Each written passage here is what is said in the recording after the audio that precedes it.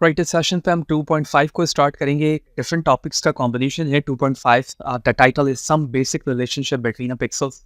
Video further continue रखने से पहले बता चलूं कि प्रीवियसली तमाम वीडियोस बड़ी इंपॉर्टेंट है जो को रिलेटेड रहती है with respect to topics and chapter. मेरे यूट्यूब चैनल पे है father science C S. Search करने के बाद आप चैनल पर आएंगे, इसके प्लेलिस्ट पर जाएंगे जहाँ डिफरेंट डिसिप्लिन्स की वीडियोस मौजूद है, विद these आप वॉच कर सकते हैं। जबकि कंटेंट रिलेटेड मटेरियल मेरे blog father science C S blogspot.com पर तमाम मटेरियल को फ्रीली डाउनलोड करके यूज़ किया जा सकता है। तो चैनल पर अगर नए हो, चैनल को सब्सक्राइब नहीं किया तो जरूर करें ताकि इसी तरह की चीज़ें बराबर आसानी के साथ आपको सीखने को मिलती है।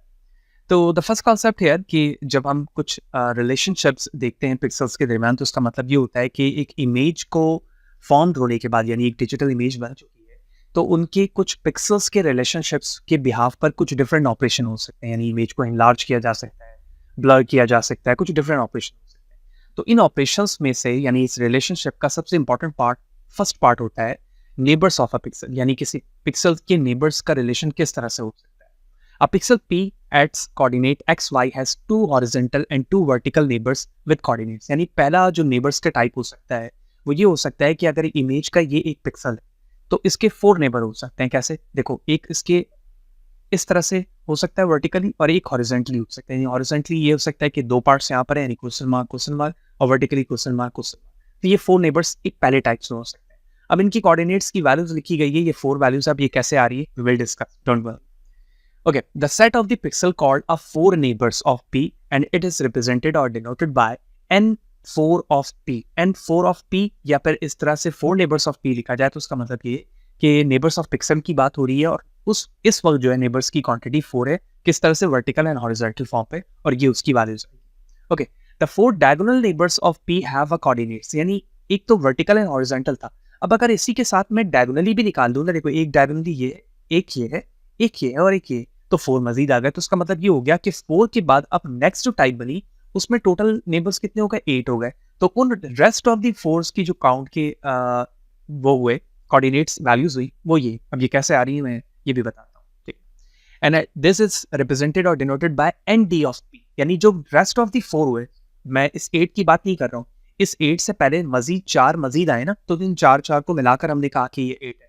यानी सिर्फ उस 4 को जो n x+1 और y+1 के साथ है, इसे डी ऑफ पी कहा जाता है। तो this neighbours together with 4 neighbours are called 8 neighbours. यानी जब n4 ऑफ p और nd ऑफ p को मिलाया गया तो वो 8 नेबर्स ऑफ p बन गया, जिसे n ऑफ 8p से रिप्रेजेंट किया जाता है।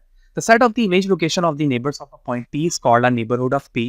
The neighborhood is also said to be a closed if contain P. That's the important thing. The neighborhood is said to be closed if it's contain P. Otherwise the neighborhood is said to be open. यानी इसे हम कब close कहेंगे? जब वो pixel point जो है वो P को कंटेन करता हो, अदरवाइज उस जो नेबरहुड है उसको हम कहेंगे कि वो ओपन नेबरहुड का मौजूद है। अब इन दोनों सिस्टम को समझते हैं कि ये कोऑर्डिनेट सिस्टम किस तरह से आ रहा है। देखो, जब हम कोऑर्डिनेट सिस्टम बनाते हैं तो ये एक्स एक्सिस और वाई एक्सिस पे इस तरह से वैल्यूज होती है। सपोज करते हैं कि ये वो पिक्सल है जिसका मैं नेबर मालूम करना चाह रहा हूँ, ठीक है। तो ये इस वक्त मिड पे।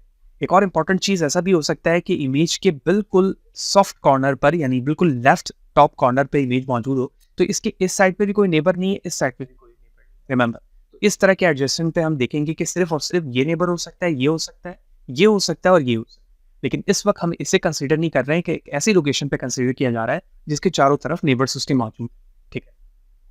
अब इसे समझते हैं कि x+1, x-1, x-1 y, x y+1 और x y-1 क्यों आ रहा है, जो वैल्यूज यहाँ पे लिखी।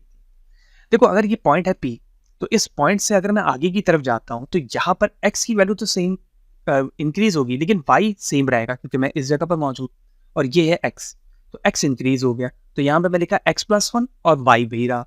टॉप की तरफ देखो, तो टॉप की वैल्यू, इसको मैं रोमन 1 से रिप्रेजेंट कर रहा हूँ। अगर मैं इसे देखूं तो यहाँ पर x की वैल्यू सेम रही, लेकिन y इंक्रीज हो गया, तो यहाँ पर y को इंक्रीज करके लिखा गया है। लेफ्ट साइड पे देखो तो x की वैल्यू डिक्रीज हो रही है, y वही रह रहा है, तो ये हो गया थर्ड कोऑर्डिनेट। और फोर्थ कोऑर्डिनेट पे बॉटम साइड पे देखो तो x की वैल्यू वही है, लेकिन y डिक्रीज हो गया, तो इसे मैं 4 नेबर कहूँ। तो यही वो 4 नेबर है जो हमें यहाँ पर लिख कर दिखाया गया। अब इसमें 4 नेबर्स की क्वांटिटीज को इंक्रीज मुझे करना है, वो जो डायगोनली वैल्यूज थी, तो उन डायगोनली वैल्यूज को यहाँ पर लिख कर दिखाएगा। और ये डायगोनली क्यों आ रहा है? क्योंकि यहाँ पर x डिक्रीज होकर y इंक्रीज हुआ, यहाँ पर x भी इंक्रीज हुआ, y भी इंक्रीज हुआ, यहाँ x इंक्रीज हुआ लेकिन y डिक्रीज हो गया, और यहाँ पर दोनों वैल्यूज डिक्रीज हो गए। तो इस तरह से total 4 number of coordinate system यहाँ पर क्रिएट हो चुके हैं।